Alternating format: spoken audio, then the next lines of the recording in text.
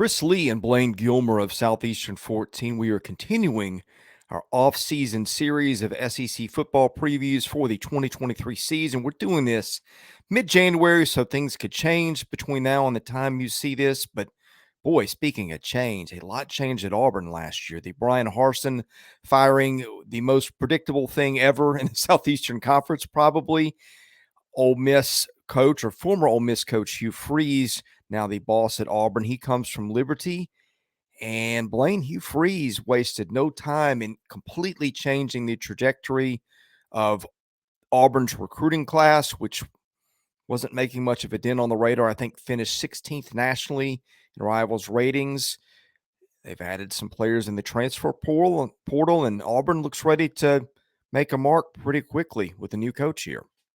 Yeah, excitement with Hugh Freeze coming in there, not without its fair share of controversy, mind you, with all the stuff going on at the beginning. But Hugh Freeze, if there's one thing you can say about him, Chris, is things that are valued in the SEC, especially the SEC West, is experience, not only playing in that division, but also recruiting in that division. Hugh Freeze has both of those, and I think Auburn's already seen the dividends of that in terms of where their recruiting class was before his hire was announced and where it finished.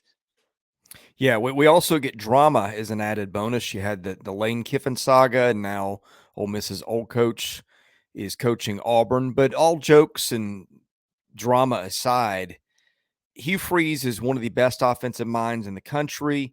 Looking forward to see how Robbie Ashford does in that system. Of course, Auburn loses Tank Bigsby, who was a terrific running back who will be an NFL back. But look, Jarquez Hunter averaged more yards per carry than Bigsby did, I think, the last 2 years. Not saying he's a better back, but what I am telling you is there's a ready alternative there. They get a lot of receivers back, I think, and they've added some offensive linemen. They've added a lot of pieces here, and I think Robbie Ashford really came on the end of last year in bits and pieces, and I'm very interested to see what he will do in this offense.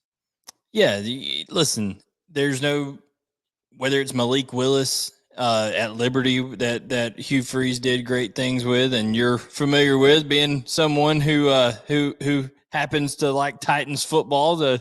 We won't go into how that's gone, but he did great things at Liberty with. Please don't. He did great things at Liberty with Hugh Freeze. Also, Chad Kelly is a guy who had some mobility back when he was at Ole Miss. So Robbie Ashford's legs, Hugh Freeze will find creative ways to use him, and by all accounts, he is going to be the guy. It's going to be his to lose going into the spring. Of course, TJ Finley returns, who's had some ups and downs there at Auburn. And Holden Gariner's been there for a couple of years now as part of a highly heralded recruit that did get a little bit of experience last year. But Robbie Ashford looks to be the guy. And listen, a lot of people like to in the same vein of Lane Kiffin, right? They like to say, oh, well, he's going to spread and all this kind of stuff. But really, Hugh Freeze is going to try to establish the run, and that's quarterback run and also running with the running back as well. So, they added a significant piece in addition to Jarquez Hunter in the transfer portal with Brian Batty from USF, who had almost 1,200 yards rushing last year. Now, listen, and that to me, that's even more impressive, Chris, when you do it on a team that's not a good football team. USF was not a good football team, and typically teams that aren't good football teams, they can't run the football well because typically they have bad offensive line play and things of that nature. But USF was able to run the football with Brian Batty, so he's going to come in there and be a nice 1-2 punch with Jarquez Hunter, it would seem like.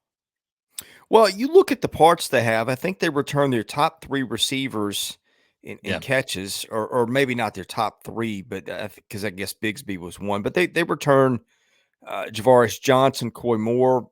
They've caught a lot of balls at Auburn. You mentioned they added a tight end from, what was it, South Florida? Who's been from FIU. FIU. I'm sorry, the running back was from South Florida. The tight end was FIU. I get those guys mixed up. But yeah, they've got a lot of guys. Right. I mean, he's been productive. Plus, they get a lot of guys back who've caught some balls there before.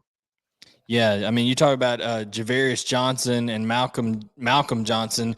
Johnson and Johnson can run. Okay, they're two guys that can create plays in space. Malcolm Johnson, to be honest with you, hasn't been utilized, in my opinion, the way that he should be. He's a guy who can absolutely fly, a bona fide track star that came in there, and I don't think Ryan Harsin and company got him the football the way that they needed to. Also, a big bodied guy, and Amari Kelly's a sophomore that didn't play a whole lot last year. Landon King is a guy who's kind of a tweener between tight end and wide receiver that entered the transfer portal when all the stuff was going on. Okay, is Harsin going to leave? Is he not? Is he going to get fired? He announced his intentions shortly afterwards. Once they end up making the switch and things, Landon King comes back into the fold. He's a very talented guy, a guy that Georgia was very highly, had a lot of high regard for when he was coming out of high school. So they've got pieces there that they bring in Nick Marder from Mardern from Cincinnati. So, some guys who've been around winning football there.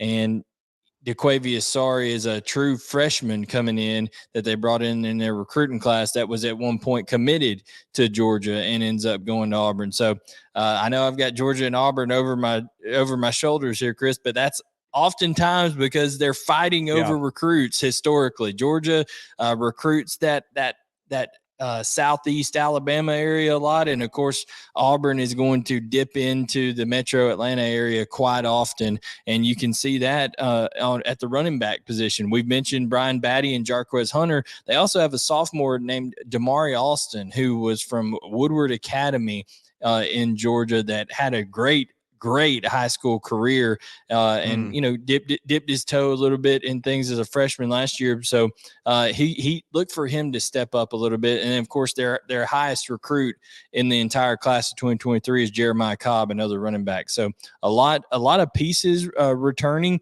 and they've had some key additions. So I think this Auburn offense is going to be exciting. And you mentioned the tight end transfer, Rivaldo Fairweather. That's key for me because guys like Tyler Fromm and Luke Deal, they're more yeoman's work, H-back, block, catch a ball in the flat type guys. But Rivaldo Fairweather, 15.2 yards per reception at FIU. He's a more, get down the seam, beat you in the middle of the field, 6'5", 245-pound, can really run type guy. So I like what they've done on the skill positions. And then, offensive line wise, I think that they've really solidified that as well, bringing in guys like Gunnar Britton from Western Kentucky, an absolute mammoth of a man, Avery Jones from ECU, and Dylan Wade from Tulsa. And hey, they know about go ask Ole Miss about whether Tulsa can play football or not. They gave them all they wanted this year. So they're bringing in some key additions.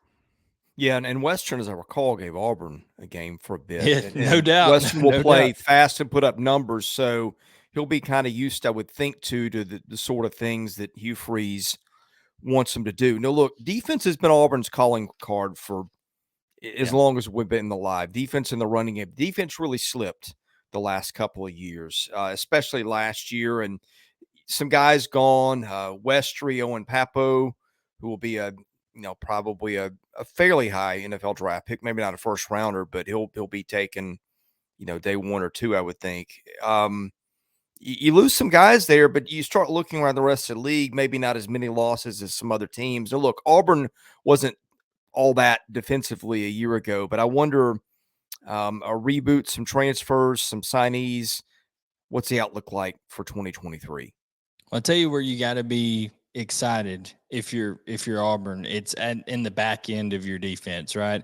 When you look at Nehemiah Pritchett, a senior at corner, and you look at DJ James, these are two senior corners that you can in the SEC. What's the secret, Chris? It's being able to stop the run. And if you can't stop the run, with less numbers, maybe you're not as great up front. Like that's been Georgia's secret, right? They've been able to stop people's run with equal or less numbers in the box. Even if Auburn does have to commit another hat to the box, they've got two guys in Pritchett and James that they can afford to put on an island. And that's a big luxury when you're able to cover, top receivers one-on-one. But then look, they've got experience all in that secondary. So I think when you look at those five positions, two corners, two safeties, and a nickel, Auburn is very experienced on the back end. And then the linebacker position is where you're getting the most transition, maybe where they were kind of most thin in there. But Demario Tolan is a guy who Georgia, LSU, Florida, everybody recruited heavily. He ended up going to LSU for his freshman year, playing a good bit for the Tigers, and now he comes to Auburn, and he looks to be maybe they're starting middle linebacker this year as a transfer. Demario Tolan, a guy who, like I said, highly coveted out of high school, very athletic, can be that modern type linebacker that comes downhill, stops the run, and also drop back in pass coverage. So I think you got to be excited about that. I think the most exciting pickup, though, if you're Auburn in terms of bringing some tenacity, you got to look up front. Justin Rogers, big guy from Kentucky. He played in that Mark Stoops coach defense, so he's going to have some good principles about him in terms of being able to stop the run and play with a toughness about him. And he's a bigger body guy too, Chris. So maybe he can do some of that two gap stuff there at nose tackle. Something you got to be excited about. There's not all the depth in the world there that you would want, but it's a step in the right direction if you're Auburn, if you ask me. Yeah, it feels like Auburn has slipped on the defensive line the last couple of years. I mean, we're used to seeing NFL first, second, third rounders, that kind of thing. It just doesn't seem like we've been seeing as many of those guys in recent years. Yeah. No, I agree. Whether you're talking about all the way back to the Derek Brown days, or things of that nature, it doesn't seem like it's been that way in the last couple of years, as you said. But that's why you go out and you get a guy like a Justin Rogers up front, to fortify things up there, and it's going to take more than him, obviously. But a guy that's 6'3", 330 plus pounds, that has played high quality ball in the SEC is a good start over there. And then of course Auburn just has to, they've got to continue to let Hugh Freeze get in there, make relationships in the state of Alabama, as he's been doing, going out in the state of Alabama, recruiting those kids, getting into the state of Georgia, Florida. That's the thing, is people didn't realize that one of Brian Harson's downfalls and why it was not going to work, even if he had pulled out some of these close games they had this year, is because they just didn't understand recruiting in the SEC. That whole staff didn't. And when you saw things get turned over at the end, and Cadillac Williams took the reins, listen, Hugh Freeze credited Cadillac Williams with a lot of the success of the class that Auburn did finish with, because he went in and really, went to these different schools and had these relationships and knew what Auburn is all about, and really sold that vision and got some excitement there at the end. I mean, heck, you would have thought when they won it all, when they won at home under Cadillac Williams, you would have thought Auburn just won the national championship or something. There was excitement. There was excitement in that building, and I think that was a great move, a great first move by Hugh Freeze to make Cadillac Williams his assistant head coach. All right, we look at the schedule. We've kind of got a good news, bad news scenario here. The good news, Auburn starts with UMass, probably one of the 2 or 3 worst teams in Division I last year. There you go. I wouldn't think UMass would be a lot better. A road trip to Cal, which didn't go to a bowl game last year. Auburn, I would think, would be a slight favorite in that, probably. And then a game against Samford, which has been a little tricky for some SEC teams, but it's a game that Auburn will win. And then, oh my goodness, at Texas A&M, home against Georgia, at LSU, the very, very, very highly awaited rematch with Ole Miss, given all the offseason drama that went on there. I think both sides will circle that one. Mississippi State, that's at home, won't be easy. At Vandy, Auburn will be favored most likely, but Vanderbilt will not be a pushover after winning 5 games last year and year 3 with Clark Lee. At Arkansas, never an easy game, especially not in Fayetteville. New Mexico State, you catch your break, although I think New Mexico State did go to a bowl game, so there was that. Not very good, but did go to a bowl game. And then Alabama. My goodness, that's got to be a top 5 schedule in the country, wouldn't you think?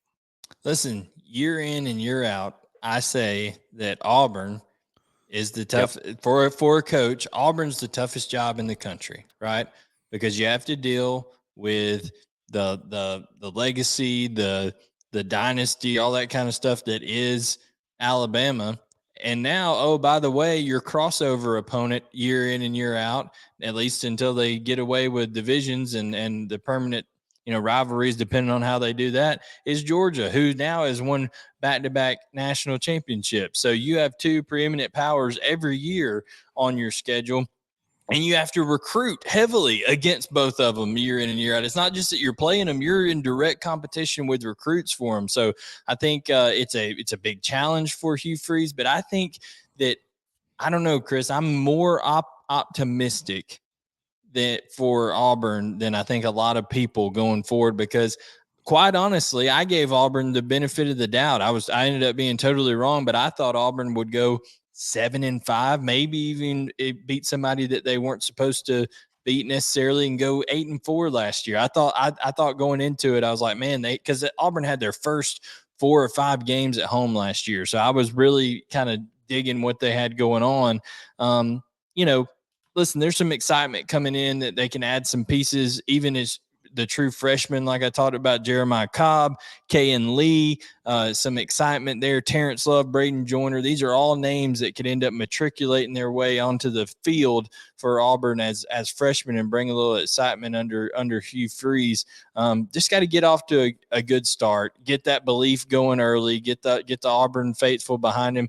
I can tell you one thing. I think it'll be good for Freeze right at the beginning. Why? One reason, his name's not Harsin, and I think that was that has a lot to do with it. But tough schedule as always. But listen, I think the state of the Auburn program, if we could boil it down to one sentence, is going in the right direction. Well, you said you were higher on Auburn than most people last year. I was not. And the reason is, anytime you've got built-in chaos before the season starts, it is a recipe for disaster. You also, you being Auburn, played in a brutally tough division in the SEC West, and that is the recipe for the wheels to come off. That is kind of what happened there in a way. Auburn did hang in at times and play some good games, but I think the bonus, if you're Auburn, you go into this season with a lot more stability and fewer distractions. And under those conditions, with the talent that Auburn has brought in through the portal and in its freshman class, and an offensive mind that is one of the best in the country, I think you have to think Auburn's got a chance in 2023. I do too. I mean, what would you consider? We're not gonna. We'll wait till later in the spring and summer and all that kind of stuff to do official predictions. But what would you consider success for Auburn in Hugh Freeze's year one? This will probably anger Auburn fans. I think 7-5 with that schedule would potentially be a success. I'm sure Auburn won't be happy with that. 8-4 or better, you've really done a good job. I just look at the teams they play. And again, not a lot of pass outs on that schedule. You've got about 3 built-in wins. Cal might be a 4th, and then none of your SEC games probably will be easy.